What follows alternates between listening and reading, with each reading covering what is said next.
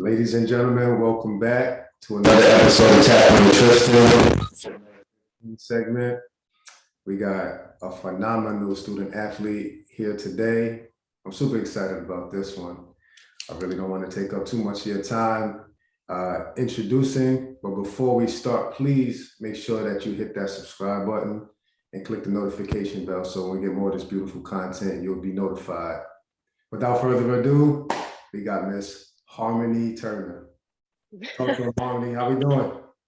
Hey, I'm doing well. Thank you for having me. No, thank you. Thank you for taking time out.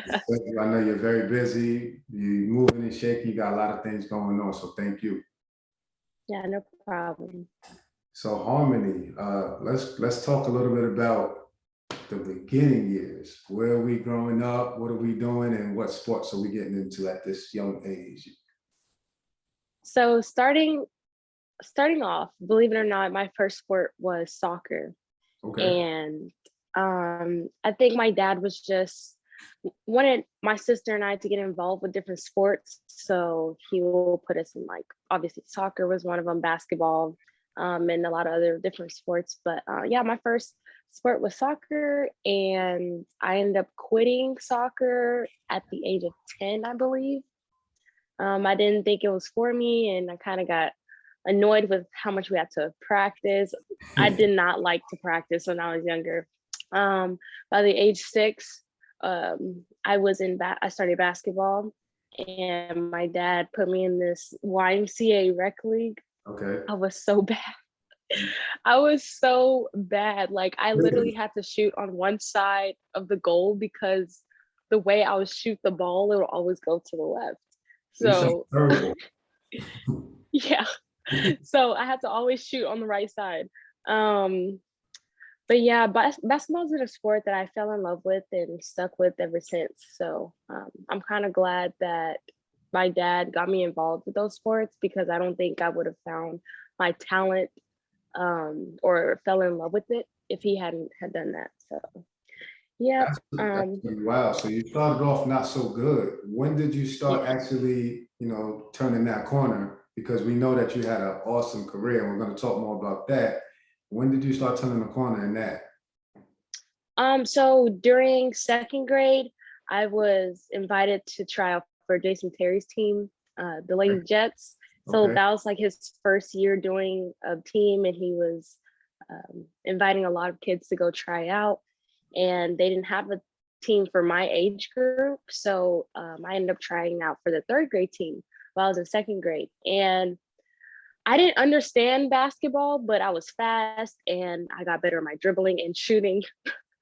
So I still wasn't the best, but I was good enough and fortunate enough to make that team. So I ended up playing for them until 5th grade. And then the summer of 5th grade, I didn't really have a team.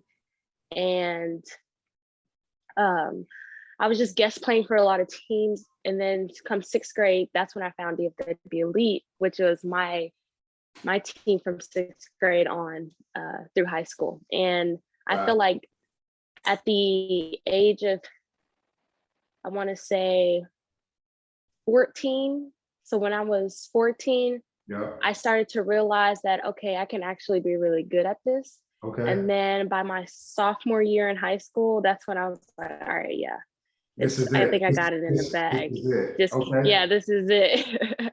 So let's go back to like kind of these middle school years. You know what I mean? You're still kind of finding your way. What's the temperature like with your parents? Are they starting to see, hey, she not only likes it, but she's getting pretty good?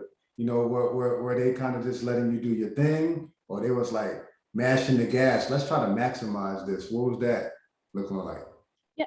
Yeah. So I feel like they've realized that they seen potential in me, but it was more of if I was willing to fall in love with it and willing to continue it. Because one thing about my parents is they didn't want me to do anything I didn't like or enjoy. Okay.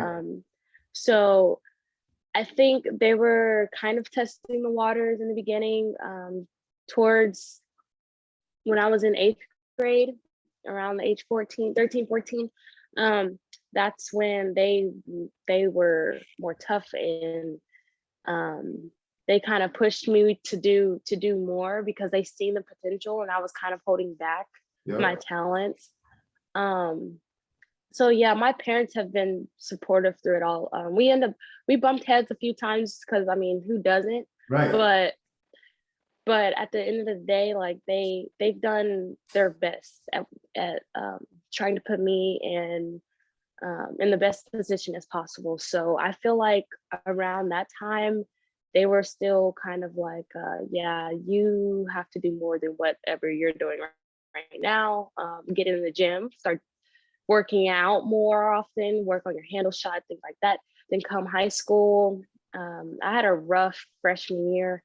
My sophomore year was okay. And then my junior year, that's when I started to excel. What school are you at? What school are you at? And you mentioned your AAU team one more time, so everybody can get that. Yeah, so I played for DFW Elite in the summer. I attended. Let's say this the same. Not everybody's from your state, so let's go ahead and clarify. Where are we at?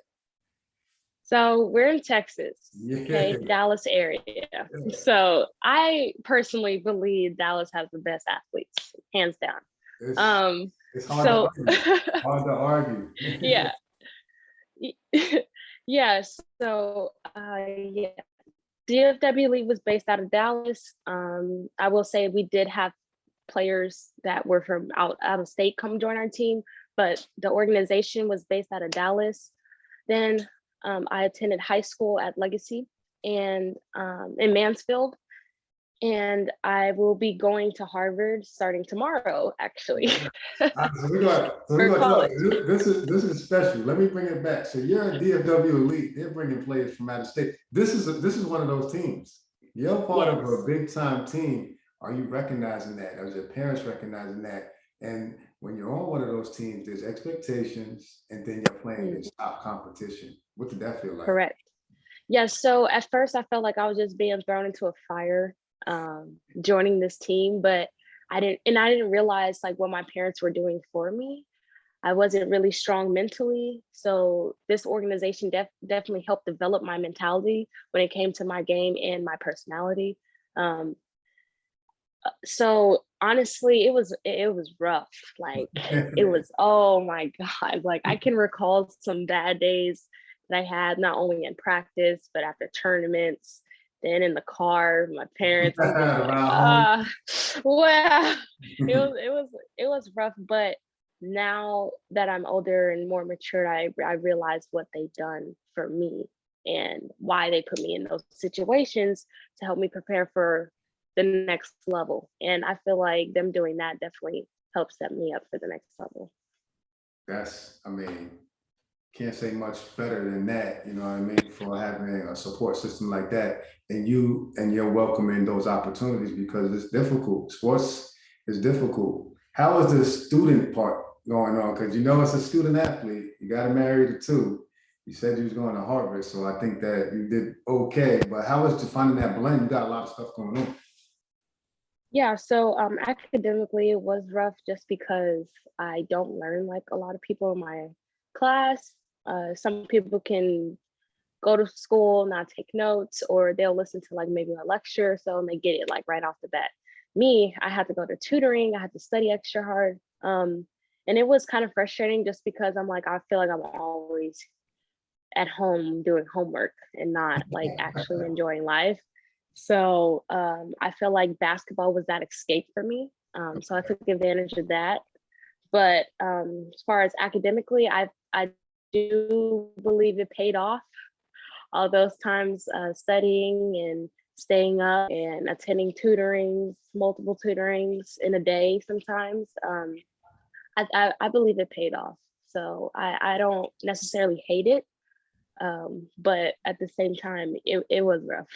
Yeah, it's tough. It's tough being a student athlete, especially one of your caliber. So hats off to you for persevering through that, finding that balance. Let's talk about this recruitment process, right? You're saying you're highly touted. You're starting to find your way. You're starting to cook out there. You're on a big time AAU team. Process. There's schools after you now. Are you feeling yourself a little bit? The ego getting big? Is certain school you wanted to go to? How'd that go? Yeah, so I got my first interest in sixth grade by UTA, but my first offer, but my first, Sixth but my grade? yeah, um, but my first offer in eighth grade by Texas. I attended a Texas camp. The whole RDFW team attended their camp, and I guess they liked what they seen Right. and decided to offer me. However, over the course of DFW, my end of eighth grade into high school, I did go through some rough times athletically when it came to um, certain schools that probably weren't interested in me, or certain schools that end up taking their offers back. Right. So that was also rough, but I'm more blessed than anything, just because I still had a lot of other schools that were interested. So I tried to look at the glass half full on things. I actually ended up losing my scholarship from Texas because of I had a bad attitude on the court. Right. And I don't want to say that I wasn't like bashing my teammates or anything. It was just, I'm very passionate about the game. Yeah. So like if I see something's not you right, say something. then like with force. Yeah, like in the heat of the moment, I'm just like on 1,000. So I don't mean to take it personal, but it was something I had to work on. And then once I've seen that those scholarships are slowly like declining, I was just like, okay, Harmony, you have to change. So I ended up losing one from Texas, I think Arizona State. Baylor started to step back. So it was just, it was a come to Jesus moment, just because you start to realize like, okay, maybe, yes, you're good, but you're not that good to just be doing whatever you want. Like there's a silver lining where you have to know your place and be humble and, understand that you can't just be on 1,000 every time. Like you have to find like meet ends with your teammates. You can't just always nag. Go out of it. I mean, I appreciate you being transparent, you know what I mean? Because you were highly touted, but the attitude could have been a lot better. And this is part of the maturity of a young athlete, male or female, and regardless of the sport. So you taking ownership is big. So congratulations to that. But thank you. Sometimes we got to look ourselves square in the mirror, and sometimes it's uncomfortable. But you dealt with that. Yeah, you dealt it was with a hard pill to swallow. It's a hard pill to swallow. Anytime you're seeing something that's not great about yourself, is a hard pill to swallow. You're going through that process, and we definitely recommend all athletes to do it because you'll be better off for it. So you said Harvard University. So the first thing people think about Harvard University is all the academics that go with this. What's the thought process behind the selection? So honestly, I didn't want to go there just because the organization I was playing on, no one's ever been to a prestigious school like that. No one's ever been to an Ivy League, much less Rice. So, like no one's ever done that. So I'm just like, I don't. And then like the caliber team that DFW is known for is just straight athletes, right? So academically, correct. So like academically, they kind of look past us on that. And like when Harvard started showing interest, I was just like, I kind of pushed it to the side a little bit. My parents, however, enforced me. They was like, dude, like, I don't think you understand how big of a deal this is. I'm like, yeah, it's cool, I'll think about it. So they actually showed interest my sophomore year. Yeah. So sophomore year, they showed interest, and I was just like, oh yeah, that's cool. They sent a few little brochures. Yeah. And I was just like, okay, set it to the side. Like I never really paid it any mind. And then come my junior year, they started to become like really strong. They were pretty strong, and they made it known. Yes, sir. They made it known that they wanted me, and I still kind of was just like, okay, I'll think about it, And then towards the end of, I'm sorry. So I ended up taking a visit up there. Okay. And I was just like, actually coming here may not be that bad, besides the cold winters. I like it here. It's cold, but I like it. Winters. Right. And I was just like, okay. And then like the resources that they have, the connections that they have, like outside of basketball. And I've always, growing up, I've always wanted to be known as someone bigger than basketball. You know what I mean? Not just like, hey, that's that basketball player. You know what I'm saying? So That's awesome. I feel like, yeah. So I feel like Harvard was definitely like the platform for me, where it comes to like narrowing down my schools. Harvard and Texas Tech were actually my top two. Wow. So honestly, I was about to commit to Tech. Wow. Yep. It was So crazy. Like, Harvard, that's crazy. yeah. But I'm so glad that I committed to Harvard, because now like they accept me for myself and I can truly express myself, be myself outside of basketball. They see like they see the visions that I have and what I want to be, what I want to do for like the community and impactful towards other people. So You're blazing the I trail, homie. You're blazing the trail, being a highly touted yes, All-American player and selecting the Ivy League school is very unusual. Now you yeah, had an injury that you had to overcome. Let's kind of talk about that, and then we'll wrap a bow on this. How did yeah. that? Once we get over that, and that's not an easy hurdle. No. So going back to when I was losing those scholarships after I got hurt, Arizona State took it away from me. I wasn't one of their top recruits for one, and then for two, after I got hurt, I was just like, okay, so what now? I believe that the injury definitely humbled me in a way, because maybe God wanted me to be closer with Him, and He wanted me to lean on Him more instead of me just kind of doing whatever I did, because that's exactly what I did. I just did my own thing and kind of hooped and going about my day. I didn't know like who I was as a person. I didn't know like what more of me was there to come besides this basketball player.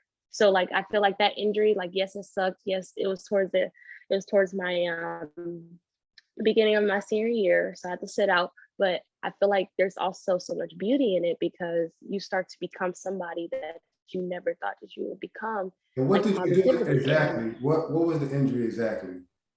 Yeah, so I tore my ACL, both of my meniscus, and sprained my MCL. So you had a lot of time So off. It was a it lot of time off to reflect and you're away from your outlet and your identity. So yeah, you're like, I got it. This is yeah. all crazy. And you've done a great I job definitely doing that. thank you. You're very I definitely think it was some self-reflection time, like once that happened. It was frustrating. I did heat stoop down to some low points of my life, but I feel like sometimes once you hit rock bottom, like your only option is to go up. And so I feel like that's what I did over the course of my recovery process. So It's been yeah, beautiful to I don't see. want to go through it again, but No, we don't want to go through that again. I'm good with that one time. Let's keep going up. So I've been fortunate enough to get to know you a little bit better. You know what I mean? You coming in and getting workouts with Fit Lab and things of that nature. For me, just to see your work ethic, and then one thing that I do see about you is your constant joy. You seem like you enjoy each day, and don't let anybody take that away from you. That's those two thank you. qualities are big. A work ethic and somebody who's appreciative for each day. And based on just getting your backstory, it's understandable. You know what I mean? You hit some moments, you look yourself in the mirror, and that's really, really big for somebody that's going through the process in the adolescent stage. So hats off to you for your perseverance. Hats off Thank to you. you for owning up so where you could do better. And then just your career. You had an awesome career, and we look forward to this next chapter here at Harvard. Thank you so much. Thank you so much. Remember, ladies and gentlemen, hit that subscribe button for me. Click that notification bell, hit the likes, and make sure we share this beautiful content. Harmony, once again, thank you for sharing this platform. Much love until next time. Thank you. Thank you for having me. All right, bye-bye. Bye.